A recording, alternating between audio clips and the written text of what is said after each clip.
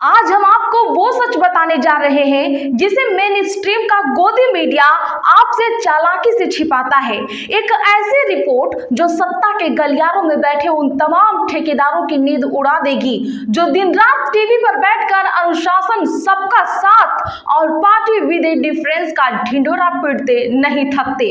क्या आपने कभी सोचा है कि जिस भारतीय जनता पार्टी को दुनिया की सबसे बड़ी और अनुशासित राजनीतिक पार्टी होने का तमगा पहनाया जाता है, असल में उसके भीतर कैसी महाभारत मची हुई है।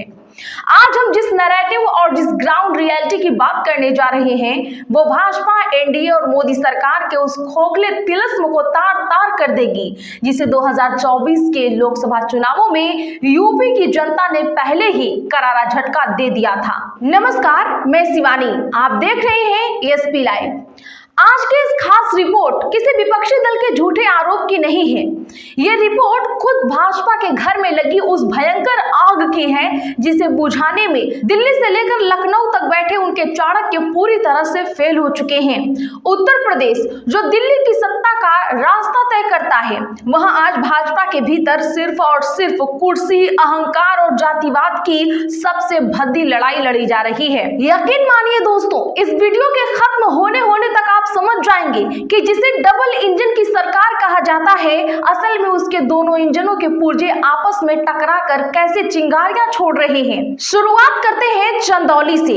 चंदौली, जो कभी अपने कृषि उत्पादन के लिए धान का कटोरा कहा जाता था, आज वो भारतीय जनता पार्टी के बड़े दिग्गजों की ईगो का कटोरा बन चुका है।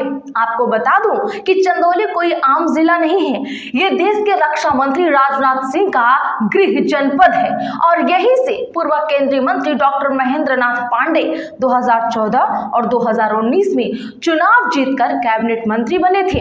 लेकिन 2024 के लोकसभा चुनाव में क्या हुआ?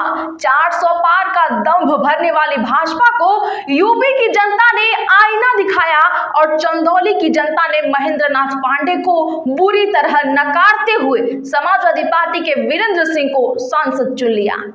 अब इस हार का ठीकरा किस पर फोड़ा जाए, सत्ता जाने की खिज कैसे निकाली जाए, यहीं से शुरू होता है यूपी भाजपा का असली जातिवाद, चेहरा और गुटबाजी का नंगा नाच। स्थिति यह है कि पिछले कई महीनों से चंदौली में भाजपा अपना जिला अध्यक्ष तक तय नहीं कर पा रही है।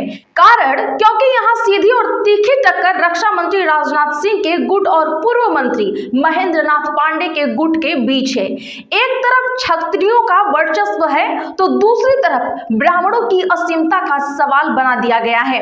डॉक्टर महेंद्र नाथ पांडे का खेमा खुलेआम यह सनसनीखेज आरोप लगा रहा है कि मौजूदा जिलाध्यक्ष काशीनाथ सिंह, जो कि क्षत्रिय बिरादरी से आते हैं, उन्होंने 2024 के चुनाव में पार्टी का साथ न देकर सपा को वोट ट्रांसफर करवाए। पांडे गुट का स्पष्ट कहना है कि क्षत्रिय जिलाध्यक्ष होने के बाद भी ठाकुरों ने सपा को वोट दिया, जिससे 2 बार के सांसद डॉक्टर महेंद्र नाथ पांडे चुनाव हार गए।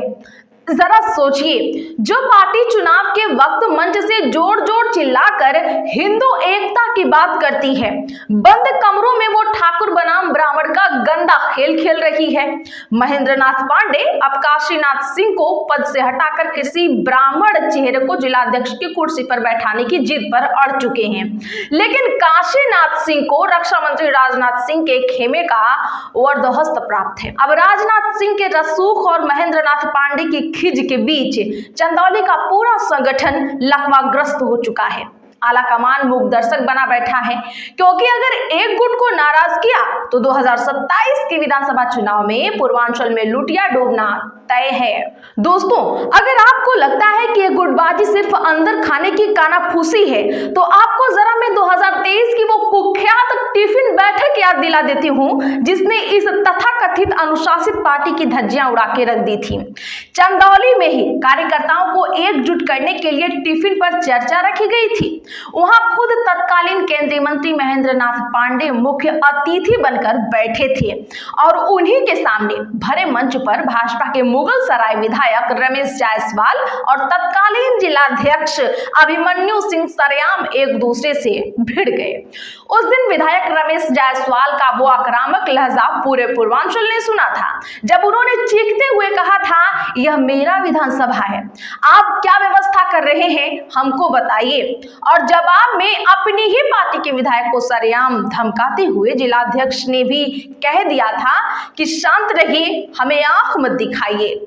ये है भाजपा का असली और डरावना अनुशासन। भरे मंच पर कैमरे के सामने केंद्रीय मंत्री की मौजूदगी में एक दूसरे को आंख दिखाई जा रही है, धमकियां दी जा रही हैं। ये कोई सड़क छाप गुंडों की लड़ाई नहीं थी, ये उस पार्टी के चुने हुए प्रतिनिधियों की भाषा थी जो खुद को चाल, चरित्र और चेहरे की पार्टी बताती है।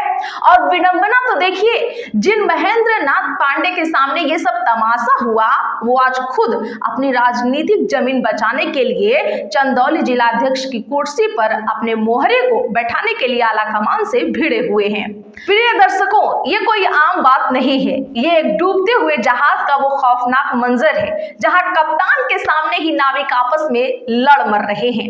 ये आग सिर्फ चंदौली तक सीमित नहीं है, ये एक महामारी की तरह पूरे यूपी भाजपा को अपनी चपेट में ले चुकी है। चलिए चंदौली से थोड़ा आगे बढ़ते हैं, बात करते हैं देवरिया की। देवरिया में भी लंबे समय से जिलाध्यक्ष की कुर्सी खाली पड़ी हुई है। यहाँ कौन लड़ रहा है? विपक्ष। जी नहीं, यहाँ पार्टी के ही दो पूर्व प्रदेश अध्यक्ष आमने सामने हैं, सूर्य प्रताप शाही और रमापति राम त्रिपाठी। रमापति राम त्रिपाठी अपने बेहद करीबी पिंटू जायसवाल को अध्यक्ष बनाना चाहते हैं, लेकिन कृषि मंत्री सूर्य प्रताप शाही और स्थानीय विधायकों ने इसका कड़ा विरोध कर दिया है। उनका तर्क है कि पिंटू 2021 में पंचायत चुनाव से ठीक पहले पार्टी में आ गए, उन्हें सीधा अध्यक्ष बना दिया तो मूल कार्यकर्ताओं में क्या संदेश जाएगा।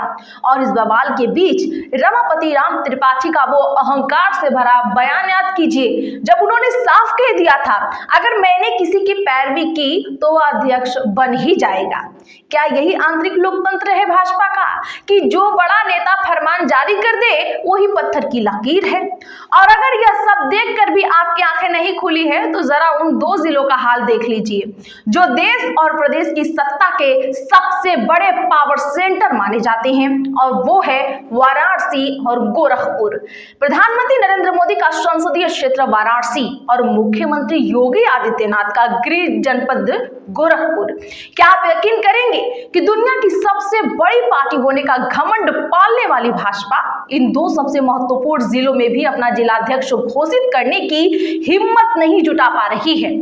वाराणसी में वर्तमान अध्यक्ष हंसराज विश्वकर्मा 34 सालों से राजनीति में हैं और उन्हें एमएलसी भी बना दिया गया है, लेकिन नए अध्यक्ष का फैसला रुतबे और रसूख के जाल में ऐसा फंसा है कि सूत्रों का कहना है पीएम मोदी की हरी झंडी के बिना यहाँ पत्ता तक नहीं हिलेगा। वहीं गोरखपुर में पिछले साल जिलाध्यक्ष के गुजर जाने के बाद से कुर्सी खाली पड़ी हुई है। वहां किसी और की नहीं बल्कि सीएम योगी के इशारे का खौफनाक सस्पेंस बना हुआ है। अंबेडकर नगर का हाल तो और भी शर्मनाक है। वहां प्रदेश अध्यक्ष पंकज चौधरी को एक ऐसे चेहरे की तलाश है जो कुर्मी और ब्राह्मण बहुल इलाके में फिट बैठ सके। उनका तर्क है कि फैजाबाद मंडल में समाजवादी पार्टी के पास मजबूत कुर्मी और ब्राह्मण नेता हैं, इसीलिए यहाँ जातियों को साधना जरूरी है।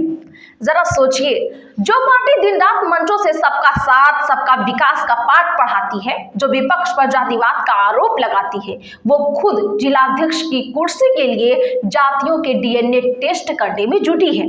ये कैसी पार्टी है जो संगठन 98 संगठनात्मक जिलों का दावा करता है, वो अपने ही छत्रपों की आपसी सिरफुटौल के कारण फैसले नहीं ले पा रही है। कहते हैं ना कि सत्ता का नशा जब सिर चढ़कर बोलता है तो पार्टियां जनता के लिए नहीं बल्कि आपस में लड़ना शुरू कर देती हैं, जो यहाँ पर आप देख पा रहे हैं।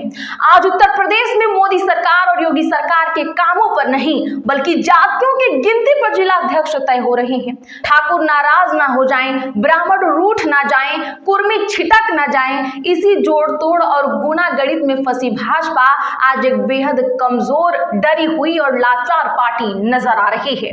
जिस पार्टी के पास अपने कार्यकर्ताओं को एक मंच पर शांति से बैठाने की हैसियत सुरक्षित नहीं बची, वो पार्टी 25 करोड़ की आबादी वाले उत्तर प्रदेश के भविष्य का ठेका कैसे ले सकती है। 2024 में उत्तर प्रदेश की जनता ने एनडीए और मोदी सरकार को उनकी असली हैसियत दिखा दी थी। 400 पार का नारा देने वाले खुद यूपी में 33 सीटों पर सिमट कर रह गए। लेकिन लगता है कि भाजपा के नेताओं ने उस करारी हार से कोई सबक नहीं मिला है। आज भी वो उसी सामंती सोच के साथ काम कर रहे हैं, जहां नेता खुद को राजा और कार्यकर्ताओं को अपनी जागीर समझते हैं। चंदौली से लेकर गोरखपुर तक जिलाध्यक्ष की कुर्सी को लेकर हो रही है लड़ाई इस बात का साफ संकेत है कि 2027 के विधानसभा चुनावों से पहले यूपी भाजपा के भीतर का यह ज्वालामुखी फटने वाला है। अंत में मैं बस आपसे इतना ही कहूंगी कि जो सरकार और जो पार्टी अपना घर नहीं संभाल सकती, वो देश और प्रदेश क्या खाक संभालेगी।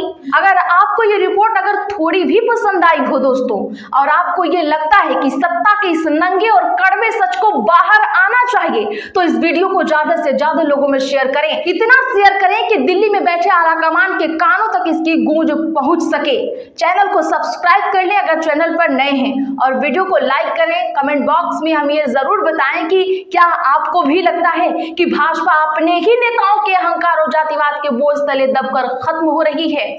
मिलते हैं अगली कड़वी सच्चाई के साथ, तब तक के लिए सच देखते रहिए और सवाल पूछते रहिए। जय हिंद, जय भारत।